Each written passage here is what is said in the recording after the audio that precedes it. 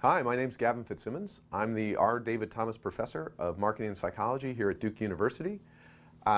Today, I'm going to be taking a little time to tell you about some of the work that we do in our lab, focused around an issue that we like to call the unconscious consumer. And usually when I say the term unconscious consumer in one sort of package like that, it starts to make people a little bit nervous. They say, wait a second, I'm not unconscious when I'm in consumption mode. When I'm walking through a store, I know exactly what I'm doing. When I'm choosing between two automobiles, I know exactly what I'm doing. When I'm deciding whether to have that snack or take a pass, I know exactly what I'm doing. In fact, what I'm going to do today is try to convince you that far more is occurring outside your conscious awareness than you'd like to believe when you're in consumption mode. I thought I'd start out, I have sort of three little ideas that I'd like to tell you about, but I thought I'd start out with a personal anecdote. This is going back a little ways to when I was a graduate student myself. I was living in New York at the time. I was a graduate student at Columbia, and it was a January night. It was maybe 40-ish degrees Fahrenheit, 2 or 3 Celsius, and it was kind of drizzly and rainy out. And I realized that I had run out of Diet Coke. This was quite a tragedy for me. I love Diet Coke, and I needed to fill my fridge with Diet Coke immediately. So I was in shorts, soccer shorts, and a t-shirt and some flip-flops. Fortunately, in living in Manhattan, there's a deli sort of underneath every building. To get to my deli, I had to go out the front door, around the corner, into the deli. And so out I went, money in hand, ready to purchase my 2-liter Diet Coke. Walked into the deli, nodded hi to the guy behind the counter, went over to the spot where the 2-liter Diet Coke was, but there was no 2-liter Diet Coke. I was taken aback. Empty spot where the 2-liter Diet Coke always was. So I leaned back to the fellow behind the counter. I said, hey, can you grab me a couple of 2-liter Diet Cokes? And he said, I can still hear his accent and everything in my mind. He said, I'm sorry, we're all out of 2-liter Diet Coke. Nothing could have been more horrible to me at the time. I love my Diet Coke, and I loved my 2-liter Diet Coke. He followed up with an interesting statement, which was, I'll give you 2 1-liter bottles of Diet Coke for the same price as a 2-liter bottle. I paused for a moment. I thought about it. And I realized I didn't want 2 1-liter bottles of Diet Coke. I wanted a 2-liter bottle of Diet Coke. So I left in a little bit of a huff, walked out of the deli, walked up the street. Now, I think I mentioned it was quite chilly and raining. I get up the block, go into the next deli. In New York, there's a deli every block. Went into the next deli, looked, no 2-liter Diet Coke. Went out, another block, another deli, no 2-liter Diet Coke. At this point, I had a decision. Do I give up? Do I walk the whole way across the avenue, which is maybe a quarter mile, a half a kilometer, something like that, to another deli? I did so. I got there, walked in, they had 2-liter Diet Coke, fantastic. I bought 6 bottles of it. Now I had 6 bottles, 3 in each hand, walking back across Columbia campus, soaking wet, freezing cold, arms pulling out of their shoulder sockets, and I realized something bizarre has just happened to me. What was it? I was experiencing something that folks have called psychological reactance. And reactance is basically the idea that when something's restricted, when the freedom of my choice is restricted, I'm going to fight really hard to get it back. In that particular instance, it was the first personal anecdotal experience I'd ever had of a psychological process overpowering me, taking over my actions, leading to some somewhat strange consumption behavior, all outside of my conscious awareness and control. And that sort of triggered this notion of, for me, of understanding forces that occur outside our conscious control that might be shaping our consumption behavior.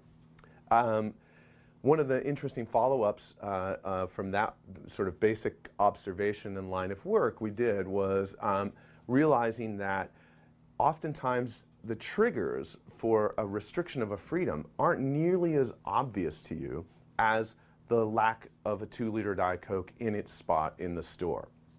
So for example, in a social domain, we found that, and this is work with Amy Dalton and Tanya Chartre, and Tanya, who happens to be my wife, once observed that I often don't do the things that she would like me to do.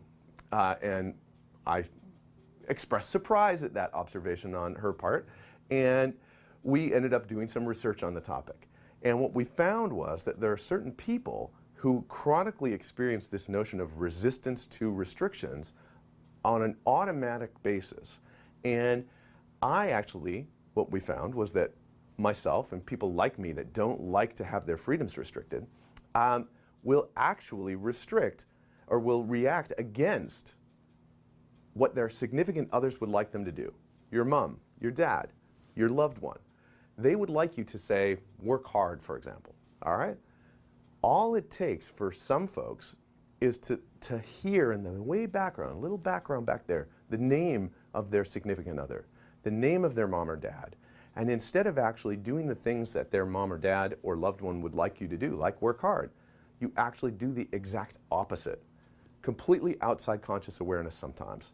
It's such a strong effect that we were able to subliminally prime, and subliminal is Latin for sub meaning below and liminal meaning threshold, so below threshold. Subliminally prime people with the name of their loved one, so much so that, or below their level of awareness, so that we prime them below their level of awareness. So in a way that their sort of optical system and their brain can recognize the name of the significant other, but at a conscious level, they're not able to do so. So we activate in their minds the name of this significant other, and then we put them in a situation where they could work hard or relax. For many people that experience psychological reactance on a regular basis, they actually backlashed against what their loved one wanted them to do and did the exact opposite. Back into a consumption setting, we take that same kind of notion. So now some of us are sort of bristle at restrictions, don't like people to tell us what to do. Some of you that are watching this today might think to yourself, well, I can sort of identify with that. I've about had it with people telling me what to do in certain spaces. So some of you might have heard recently that you should, for example, eat healthy. And I bet if you've heard eat healthy once, you've heard eat healthy 1,000 times. Or exercise. You should exercise more, right? And again, if you've heard it once, you've heard it 1,000 times. As you repeatedly get exposed to those messages in your life, for some of us, we build up a resistance to that message. And in fact, want to do just the opposite of that. And that was sort of the underlying premise of some work that Peggy Liu, who's a PhD student with me, started doing, looking at what we call indirect priming or indirect persuasion. And so the idea here is that by sometimes we're better to indirectly try to reach out to a person, to a consumer, and try to persuade them to do something that might be in their best interests by not triggering this backlash reaction. And so, for example, if we want you to eat healthy, we have found that it's actually better to subliminally prime you with the message exercise rather than subliminally prime you with the message eat healthy. If we subliminally prime you with the message eat healthy, some people will actually not eat healthy, they'll backlash against it. And so we find that these indirect means to try to persuade folks can sometimes be more effective than a direct, in-your-face kind of message. So when you're thinking about trying to eat healthy, when you're thinking about trying to exercise in your own sort of lives, think about what are the triggers in this environment that might lead me to, outside of my conscious awareness, actually backlash against this message and do something that in the long run can actually be quite harmful to me.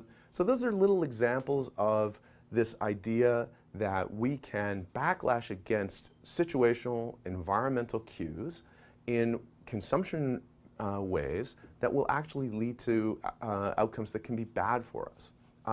Obviously, if you sort of think classically from a traditional decision-making, a traditional economic perspective, we would never do something that would be bad for us.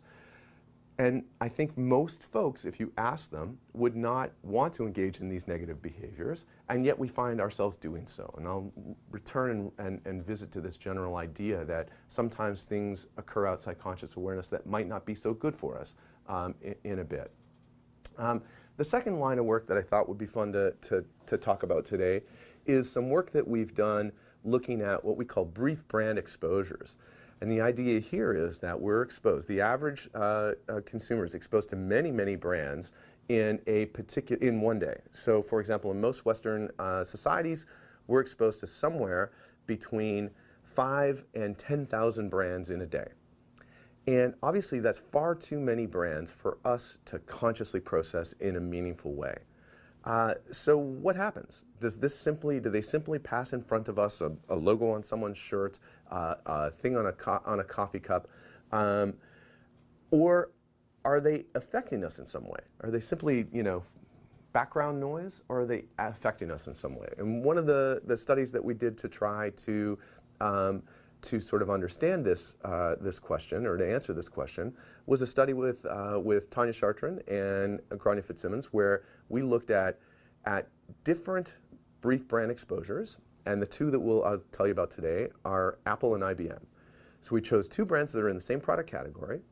We then subliminally exposed people to one of each of these two brands, and we then looked to see if it had an effect on people's behavior in some meaningful way.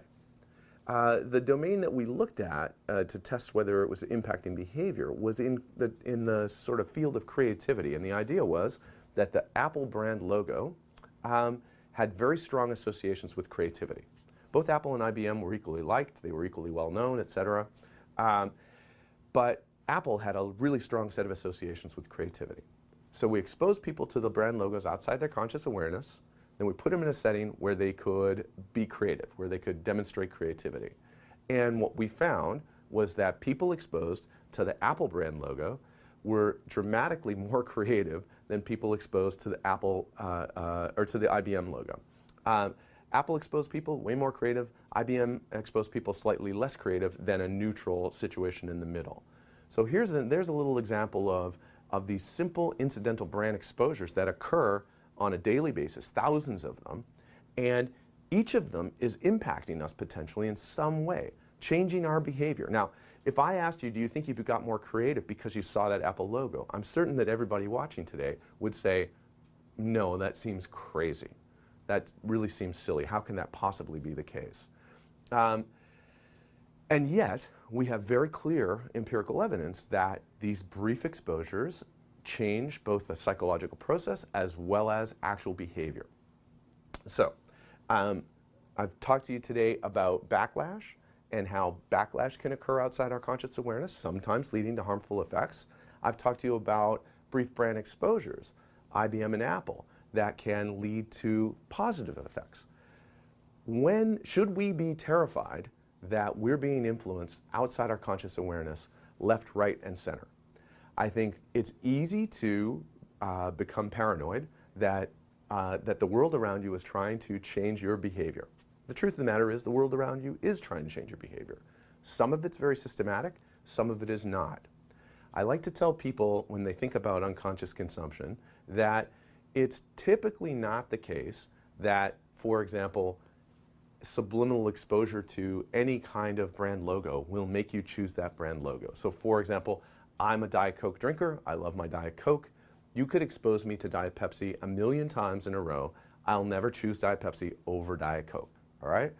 However, would exposure to Diet Coke, whether it be through an ad, through watching someone walk by on a street with a Diet Coke, lead me to want to consume a little more Diet Coke? The answer is probably yes. So if you're trying to defend against that, we've got to be very vigilant, all right? The reality is, though, that our ability to defend against the non-conscious influences in our environment is pretty limited. So I like to say, and I'd like to leave you with this thought, that it's probably worthwhile investing in being strategic about the brands and the consumption objects that you surround yourself with. So for example, if you're a swimmer and you'd like to really swim a faster race, you'd like to cut a couple of tenths off your 50-meter swim, maybe you should wear the same parka on the warm-up deck that Michael Phelps wore. Now, the first day that you buy that parka and you put it on, you're going to feel silly. You're going to realize that you've got Michael Phelps' parka on, and clearly that can't make you a faster swimmer. The second day, you might still feel a little of that. 3 weeks out, you're not going to be consciously thinking about the fact that you're strategically donning Michael Phelps' warm-up jacket. But that association between the jacket and Michael Phelps and how fast a swimmer he is going to be activated at some level below your conscious threshold in your mind.